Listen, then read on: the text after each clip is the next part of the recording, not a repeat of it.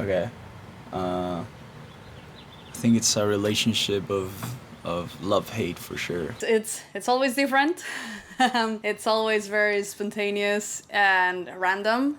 I don't really think I have an answer. Because I'm not looking for the idea. It just the idea comes to me, and it's up to me if I want to forget it, let it go, or do something about it. I am extremely judgmental about my creative process. I think I love it. I think that's the kind of answer.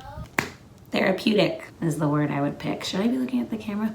Therapeutic. Inescapable, ever present. I don't know, it's so much a part of who I am. It's almost parasitic, like it's just something that you channel. I don't know, it's your relationship with it's good. It's good.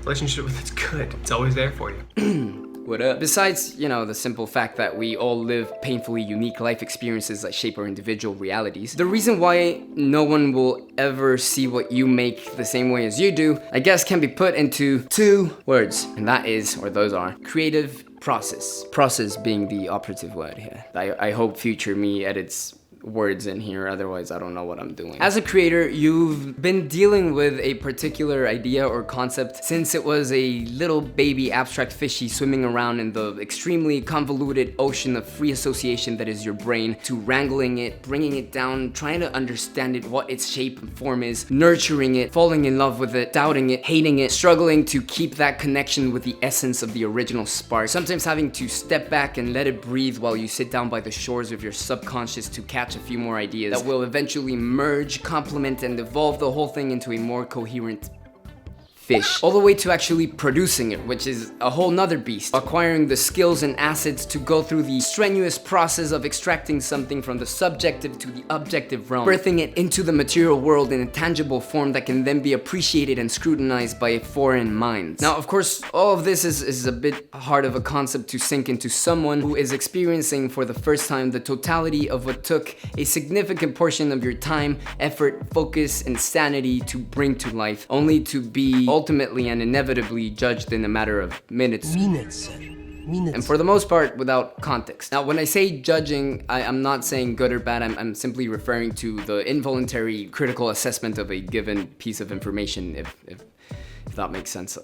I hope that makes sense. As they say, once you release something out into the world, it no longer belongs to you. So I feel like I separate myself a little bit from my work in that sense, that I am, offering my execution and my perspective, but ultimately those images aren't mine. The only thing that belongs to me is the process of creating them. On the other hand, as a spectator, when we come across a particular piece, we also get a very interesting experience. When we behold something, we project ourselves onto it and then filter it back through our unique interpretation. I guess you can think of creative expression as a sort of intersubjective, shape-shifting mirror. We imbue whatever it is we're spectating with our personal experiences, memories, and imagery. In a way, your work becomes something personal to the beholder, which is so beautiful. That's why when it hits, you know what I'm saying? It reverberates to the very core of whoever's soul it is that you've just touched, and that is when the magic happens, or where the magic happens.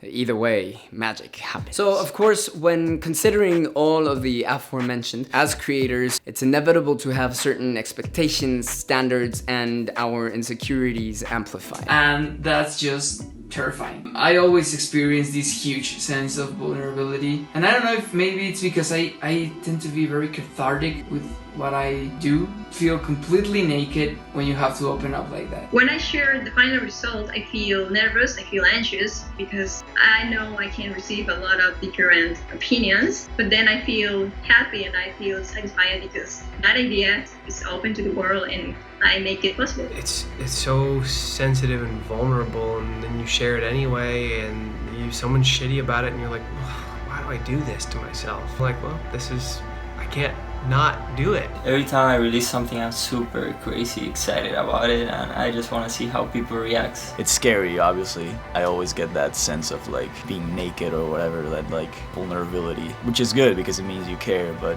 it can also be scary. In this attempt to have everything perfect and control, sometimes it's just impossible, and if I get caught up in that, I'm just gonna brain freeze and I'm gonna be completely blocked. Remember, the only way to get any legitimate feedback and thus get better at anything it is that you're trying to do is by making stuff on a constant basis and getting it out there. Indeed, this is definitely easier said than done. Trust me, I know. On the other hand, as spectators, I think it's important to keep in mind that whatever it is that we're spectating, I guess, taking in, it's something that, again, for the most part, took a significant amount of time, focus, energy, skill, sometimes even from a whole team of people to bring to life. And I think that in itself has a lot of value. Of course, I'm not saying that we have to fall in love with absolutely every piece of content we come across with. Being a subjective matter, something that may move a particular person to tears might be doing absolutely nothing to someone right next to them. And that is okay too. There is more than enough content out there to satiate everybody's palate. But yeah, that's about it.